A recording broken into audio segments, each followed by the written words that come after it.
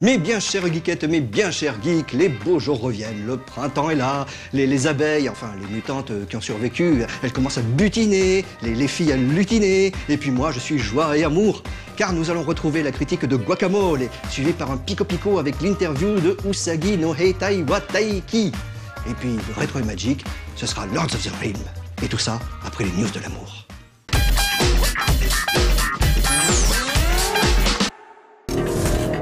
Enfin, une double actualité pour la boutique de téléchargement en ligne de la Wii U. Déjà, l'excellent Runner 2, la suite de Beat Trip Runner, est enfin sorti sur le Nintendo eShop français. Avec plus d'1 mois de retard sur la date annoncée dans notre critique, visible sur No Life Online et réalisé à partir de la version Windows du jeu. Pour rappel, ce running game rythmique propose une nouvelle fois de contrôler le commandeur vidéo dans des environnements blindés d'obstacles à franchir à l'aide d'une palette de mouvements très riche, dont un tout nouveau pas de danse qui devrait ravir les amateurs de scoring. Complet et très bien réalisé avec de nombreux personnages et costumes à débloquer et des niveaux proposant parfois plusieurs chemins ainsi que des bonus cachés, Runner 2 est aujourd'hui l'un des meilleurs titres de la Wii U. Et ce n'est pas fini. Après avoir sorti Puddle sur Wii U, Neko Entertainment vient tout juste d'adapter le jeu smartphone Kung Fu Rabbit sur le Nintendo eShop avec la collaboration de Bulky Pix ainsi que des studios C-Tools et Kazap. Ce dernier se présente sous la forme d'un jeu de plateforme classique avec un petit côté infiltration tout de même, centré sur le wall jump. On pense à Super Meat Boy bien sûr, même si le gameplay du jeu devrait s'avérer ici plus accessible et plus grand public. Le jeu propose un héros charismatique et ultra mignon prenant la forme d'un lapin ninja chargé de sauver ses élèves enlevés par des extraterrestres. Joli comme tout et jouable sur sa télé comme sur le gamepad, Kung Fu Rabbit fera très prochainement l'objet d'une critique dans 101%. Après le remake de DuckTales, c'est un autre grand classique du jeu vidéo à avoir droit à son remake. Cette fois, il s'agit de Castle of Illusion, qui mettait en scène la plus célèbre des souris, Mickey. Sorti sur Mega Drive en 90, il permit à la console d'asseoir son succès en attendant l'arrivée de Sonic un an plus tard. Pour ceux qui veulent plus de détails, un Retro and Magic a été consacré à ce très bon jeu de plateforme et ses suites. C'est donc durant l'été 2013 que Mickey replongera dans le château des illusions en HD et en dématérialisé. Pas beaucoup plus d'infos si ce n'est quelques images révélées dans ce premier trailer. Quel sera le prochain titre à connaître le même sort? Quackshot? Magical Quest? Si on va par là, les titres de l'époque ne manqueraient pas en tout cas. C'est pas la joie pour Electronic Arts en ce moment. Après un lancement houleux d'un dernier SimCity discutable, l'éditeur vient d'annoncer qu'il arrêtait tout simplement le jeu SimCity Social à partir du 14 juin 2013. Disponible uniquement sur les réseaux sociaux, le jeu avait été lancé fin juin 2012 et aura duré en tout et pour tout 1 an.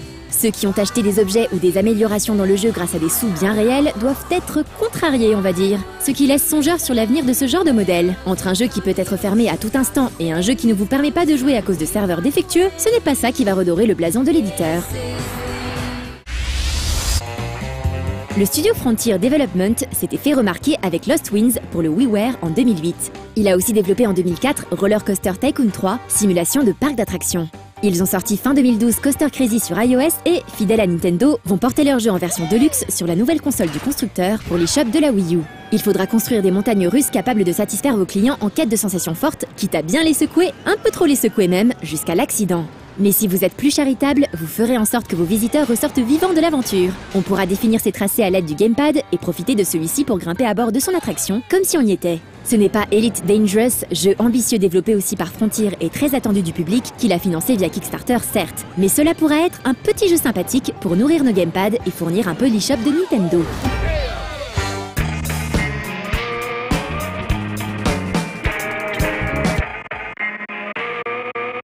Je suis joie et amour, mais aussi quand même un petit peu embêtement, parce que je sais pas trop comment prononcer.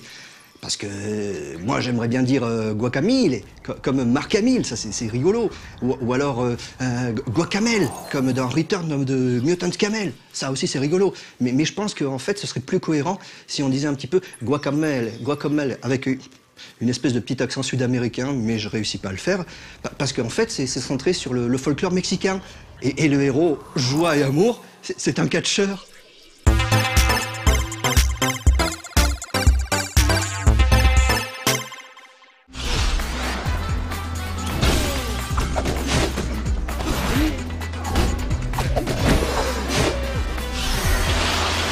Guacamole était sur notre radar depuis quelques temps, depuis l'E-Tube dernier pour être précis, où il avait définitivement attiré notre attention par sa direction artistique ultra séduisante associée à une réalisation technique de haute volée.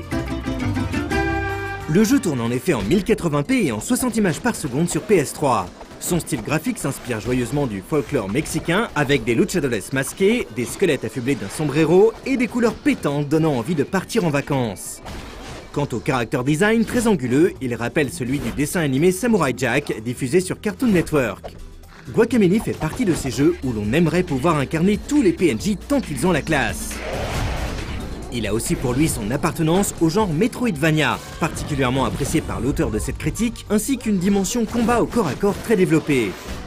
Enfin, dernier indice laissant supposer un titre de qualité, le fait qu'il soit développé par le studio canadien Dreambox, qui nous avait déjà séduit en 2011 avec Tales of Space About a Blob sur PSN, mais aussi en 2012 avec Mutant Blobs Attack, sorti sur PS Vita et PC. Guacamelee avait donc tout pour lui, et cette critique ne fera que confirmer ses premières impressions. Avant de passer à la partie histoire, précisons également que le jeu comprend un trophée Platinum et s'avère être, tenez-vous bien, cross-buy, cross-save et cross-control. Pour une douzaine d'euros, vous avez ainsi à la fois une version PS3 et une version PS Vita du jeu, avec l'option de poursuivre sa partie sur l'une ou l'autre de ces versions. Il est même possible d'utiliser la PS Vita en tant que manette.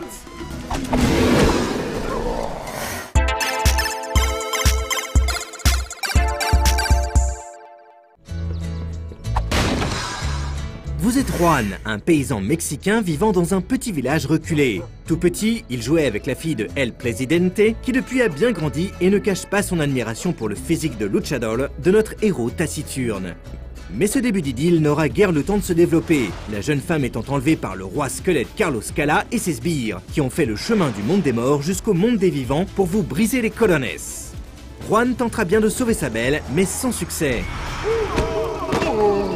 Il se retrouve alors propulsé dans le monde des morts, où il obtiendra un masque mythique qui lui permet de devenir le plus grand luchador de tous les temps. Ce masque lui est confié par Tostada, qui peut alors être incarné par un second joueur en drop-in, drop-out local. Ce scénario basique est transcendé par des personnages délirants et des dialogues souvent très drôles, multipliant les coups de coude complices aux joueurs. On rigole souvent et le monde proposé par Guacamelee regorge littéralement de références. Dès les premières minutes de jeu, on tombe ainsi sur ce poster rendant hommage à Majora's Mask et Megaman, alias Mega Hombre. La grande classe, quoi. Et ça n'arrête pas. Journey, FaZe, Mario, Super Meat Boy, Castle Crashers, Zelda, Minecraft, un vrai bonheur. Les mêmes internets ne sont pas non plus oubliés, ni Metroid d'ailleurs, qui se taille la part du lion question caméo, avec la présence entre autres des statues Chozo appelées Chuzo dans le jeu.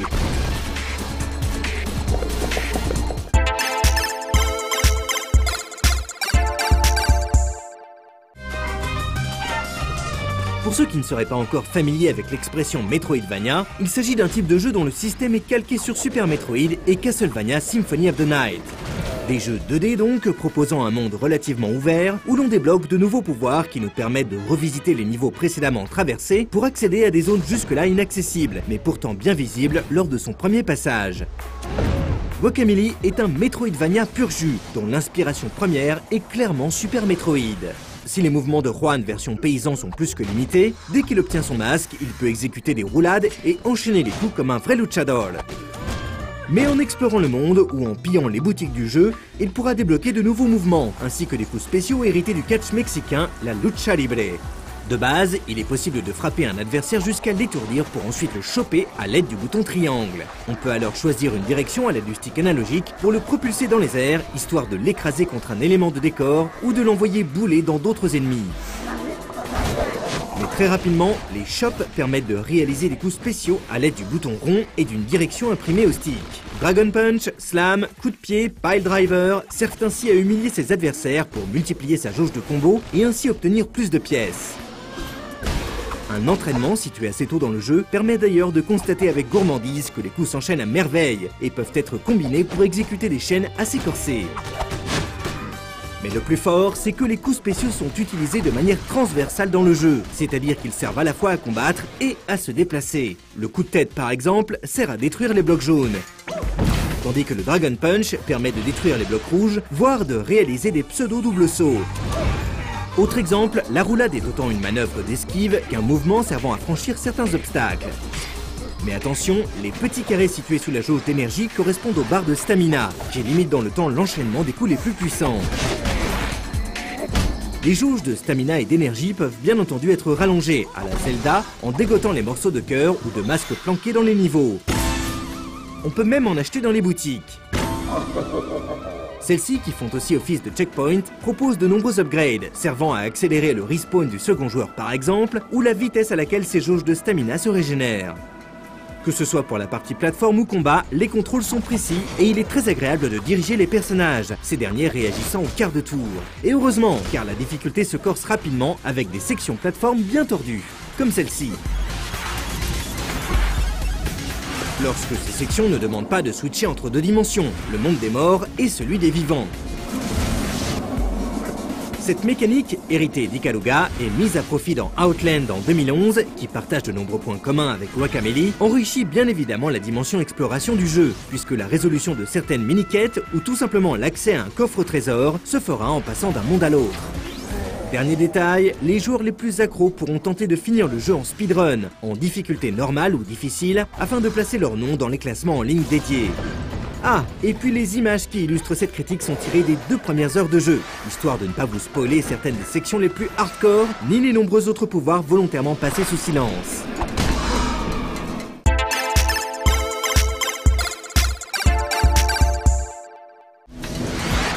Il est vraiment très difficile de ne pas tomber sous le charme de ce Metroidvania au guacamole. Le jeu est visuellement sublime, sur Vita comme sur PS3, et rien ou presque n'a été négligé dans sa réalisation. Animation, musique, dialogue, personnages, qualité du challenge offert, clin d'œil, le titre Dreambox enchaîne les surprises comme on enchaîne les ennemis. Du coup, on ne peut qu'être déçu par le fait que le jeu se termine aussi vite. Il faut en effet une toute petite dizaine d'heures pour retourner le jeu en mode normal, alors qu'on aurait adoré poursuivre l'aventure et explorer de nouvelles contrées. Quelques petits bugs montrent aussi leur vilain faciès à de rares occasions. Musique qui saccade, respawn intempestif en coop. Rien de bien méchant, mais le jeu étant techniquement irréprochable, ces petits désagréments n'en ressortent que davantage. La gestion du coop en général est d'ailleurs un poil confuse et il sera parfois nécessaire de passer l'un des deux joueurs en mode bulle afin de pouvoir franchir certains passages nécessitant de switcher à toute vitesse entre le monde des morts et celui des vivants. Il est dommage également, vu la profondeur du système de combat, qu'aucune attaque n'ait été dédiée au coop. Même si Guacamelee a d'abord été conçu pour le solo, il est tout de même très appréciable de pouvoir se faire tout le jeu à deux. Inutile de faire résonner les maracas, je pense que vous l'aurez compris, No Life recommande vivement ce titre téléchargeable à tous les fans de Lucha Libre, de Metroidvania, de jeux de plateforme et de beat'em all. Guacamelee brille en effet dans tous ses styles, avec une indéniable classe mexicaine.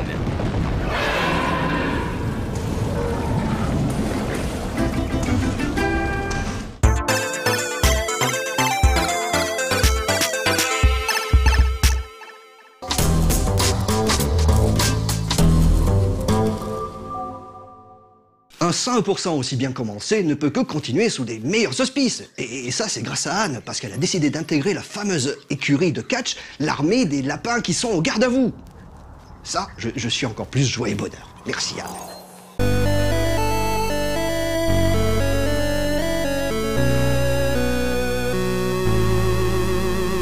Bonjour et bienvenue dans ce nouveau numéro de Pico Pico. Aujourd'hui, on va regarder une interview du groupe Usagi no Heitai wa Taiki. L'armée des lapins est au garde à vous. C'est bien mystérieux tout ça.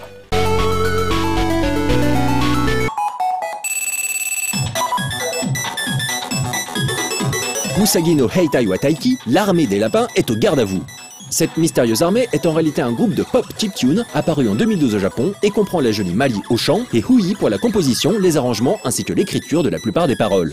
Le duo est accompagné du VJ Hennana Kenji qui a créé un univers visuel bien particulier. はじめまして、うさぎの兵隊は大輝というユニットです。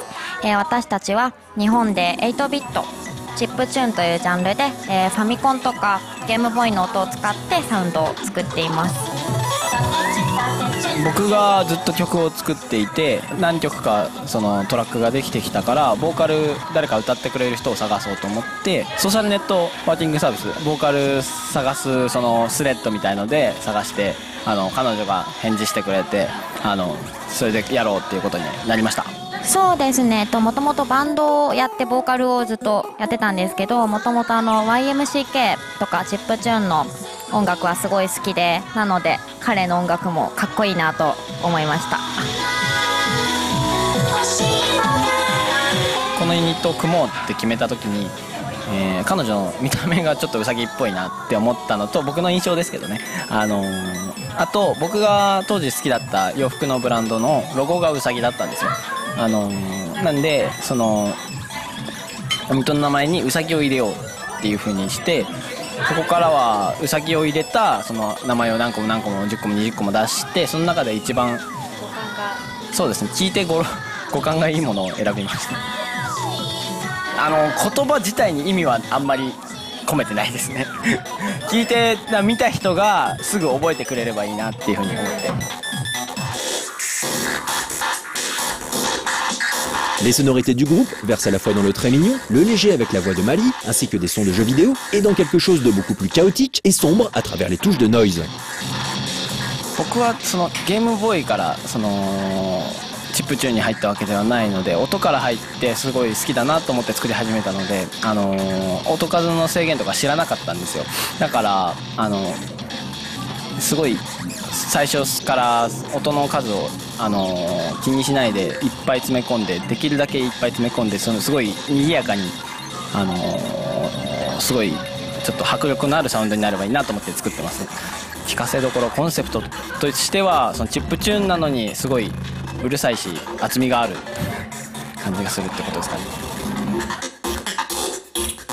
3歳とか4歳の頃にファミコンとかスーパーファミコンのゲームを多分触れていたんで、 YMCK さんの曲を聴いてそのチップチューンの音作りとかを勉強したんですけれど、多分そういうゲームをやった経験っていうのも多少その音作り考えるときにあのゲームのこの音こういう風になってたなって思い出したりとかして作ったりしてますね。あとはチップチューンとは関係ないんですけど、僕はジャズピアニストの上原ひろみさんが大好きで、中学高校とずっと聴いていて、ピアノも弾くんですけどコピーしたりとかそういうこともしてましたね。曲を作るときは、MacBook の中のロジックですね、DAW のロジックを使って、音はプログっていう会社のチップサウンドっていうプラグインと、あと YMCK さんが出してるマジカル8ビットプラグっていうプラグインと、あとはベースとかドラムとかにそれ以外のちょっと他のプラグインも使ったりしてますね。ライブの時は作ったトラックをエイブルトンライブにオーディオで書き出して並べて、押したらすぐ鳴るようにしてあるのをiPhone で遠隔操作できるようにして、あとはそのステレオのアウトをそのカウスパッド、コルグのカウスパッドクワッドにつないで最終的に出してます。それでボーカルに関してはTC ヘリコンの、ボイストーンシンスっていうもののと、あと D1 っていうエフェクターを2つかませて鳴らしてますね。その曲によってエフェクトの種類を切り替えてやってます。Cette ambivalence entre le mignon et l'inquiétant se retrouve aussi dans les créations minimalistes du VJ Hemnana Kenji. そうですね、いつも2人の、映像を作るときは基本結構Lee君からリクエストが来て、じゃあこういうリクエスト来たからじゃあ僕はこういう形で答えようっていう形で今まで、作っている感じですけど、そういうビジュアル面での彼らのそのアートワーク的なものもいずれちょっと担当できたらなと思って。彼自身の色をすごい持ってるから、彼の世界観のフィルターを通して作ってくれるので、すごい信頼してます。映像を頼む上で。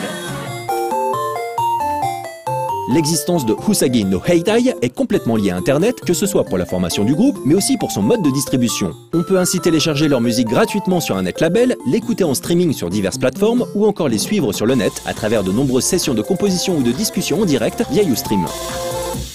組んだ当初は、僕もまだトラック制作拙かったので、去年の7月にアルバムを出したんですけど、その頃くらいにはこのくらいの曲だったら聴いてもらえるだろうっていうことで、そのどこかからリリースするっていうことを決めて、リリースの形なんですけど、やっぱりお金を払わなくてもたくさんいい音楽が手に入る時代なので、やっぱわざわざ知らないアーティストにお金を出してこうやって音楽を聴こうっていう人もちょっと減ってきているところがあるので、やっぱり取っかかりとして最初に聞いてこのアーティスト面白い、じゃあこのアーティストの他の音源はないのかって探してくれる、その最初の入り口になればいいなと思って、まず無料で作ろうっていうふうに、そういう時にネットレベルって今日本でもポピュラーな文化なので、そういう場合やっぱ自分たちで無料でアルバムを作ってライブハウスで売るとかよりたくさんの方が聴いてもらえるんじゃないかっていうふうに思って、そうですね、国境もないですしね、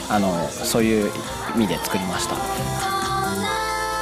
うさぎの兵隊は大気の、5曲入りで無料で配信している架空的速やかというアルバムがアルテマレコーズから出ておりまして、ワンクリックでダウンロードできるのでぜひ皆さん聴いてください。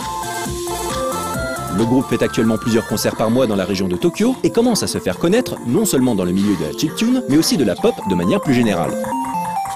うさぎのヘタ大輝、なんとか今年中に、CD を作りたいなと思っていて、その時にはサウンドクラウドとかで海外の皆さんにも聴いてもらえるようにしたいなと思ってるので、ぜひ皆さんホームページとかチェックしてみてください。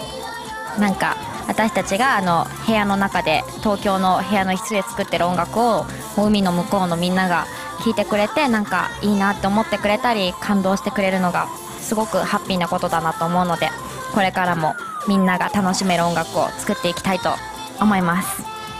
J'espère que le concert et l'interview vous ont plu. Alors comme ça a été dit dans l'émission, n'oubliez pas, le premier et unique album pour l'instant de Usagi no Heitai est disponible gratuitement sur le net label Altema Records.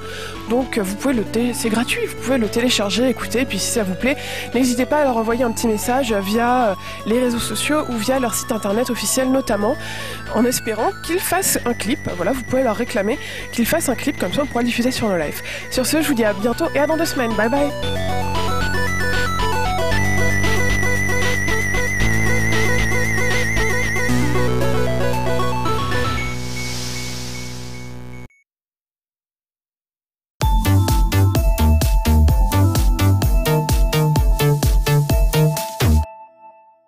Je suis joie et amour, mes bien chères geekettes et mes bien chers geeks, mais je suis aussi trahison. Qui a écrit cette fiche, hein? La fiche sur Anne, avec le catch. Stagiaire? Stagiaire? C'est toi qui as écrit le machin? Attends. Je suis joie et amour, et je suis catch aussi. Excusez-moi, Voilà. Heureusement, la chaîne a décidé de rattraper un petit peu le coup, puisque maintenant, Julien, le Red Pirou, le plus grand catcheur qu'on en ait jamais connu à No Life, a décidé de nous parler dans son Retro Magic de Lords of the Realm, la première simulation de catch qui se déroulait dans une Angleterre médiévale, où on pouvait tout gérer. Bah, vous allez voir ça tout de suite. Bon catch.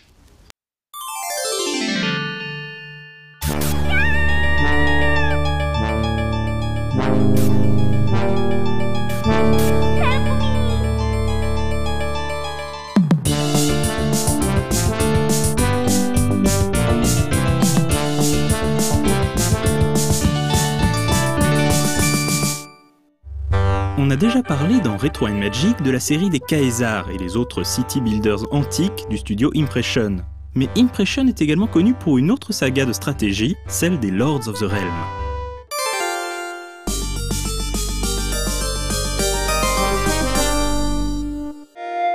Sorti en 1994, Lords of the Realm propose aux joueurs de se glisser dans la peau d'un seigneur féodal dans l'Angleterre du XIIIe siècle. On commence avec un comté qu'il faudra administrer, planifier les cultures, veiller à ce que les paysans ne manquent de rien et qu'ils payent leurs impôts, faire des tractations avec les marchands itinérants et bien entendu lever des armées pour se défendre. Lorsque le joueur se sentira bien chez lui, il sera temps d'étendre son influence aux comtés avoisinants, par la force des armes s'il le faut. Le but ultime du joueur est bien entendu de régner sur l'Angleterre sans partage, tout un programme car d'autres seigneurs entendent bien lui disputer la couronne. Le jeu alterne des phases de gestion tour par tour sur la carte de l'île et des batailles en temps réel encore un peu basiques. Tout le sel du jeu provient des séquences de siège, lorsque l'on tente de s'emparer des châteaux ennemis. Le jeu propose d'ailleurs un éditeur de châteaux afin que le joueur puisse s'amuser à concevoir des forteresses toujours plus inexpugnables.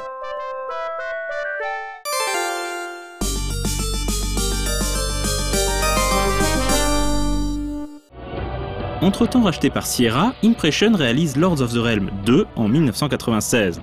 Souvent considéré comme le meilleur épisode de la série, Lords of the Realm 2 est un des joyaux non pas de la couronne, mais du jeu de stratégie-gestion sur ordinateur des années 90.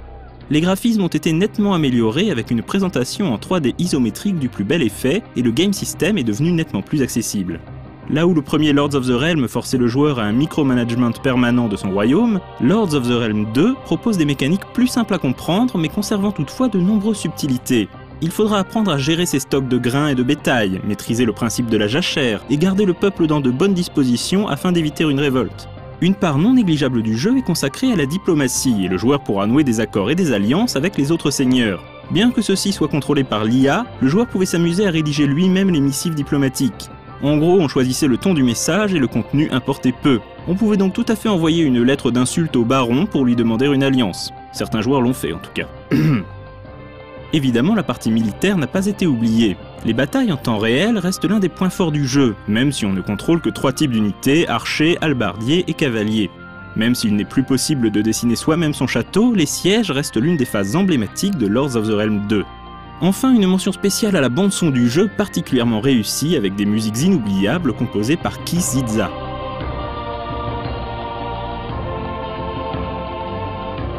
Le succès du jeu aidant, un add-on sera mis en chantier. Baptisé le Siege Pack, il sera publié l'année suivante et viendra enrichir le gameplay des séquences de bataille.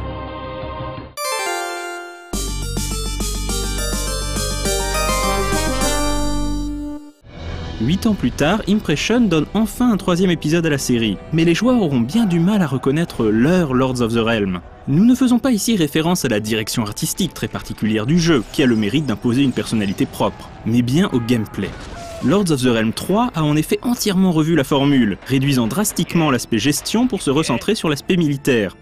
Un système complexe de vassalité est désormais au cœur du gameplay. Plutôt que de gérer lui-même ses provinces, le joueur devra trouver des vassaux et les affecter à la gouvernance d'une région.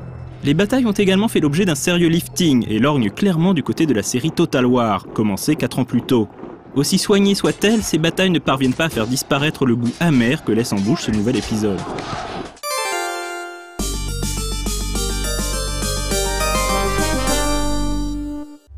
Les connaisseurs auront remarqué qu'un épisode manque à l'appel dans cette émission, le spin-off fantasy Lords of Magic. Nous avons en effet jugé que ce jeu méritait un épisode propre. Ce sera donc pour une future émission.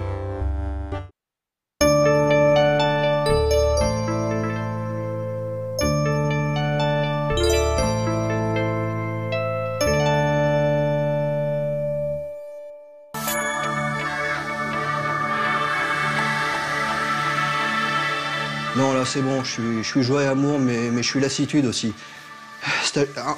L'autre stagiaire, oui, c'est toi.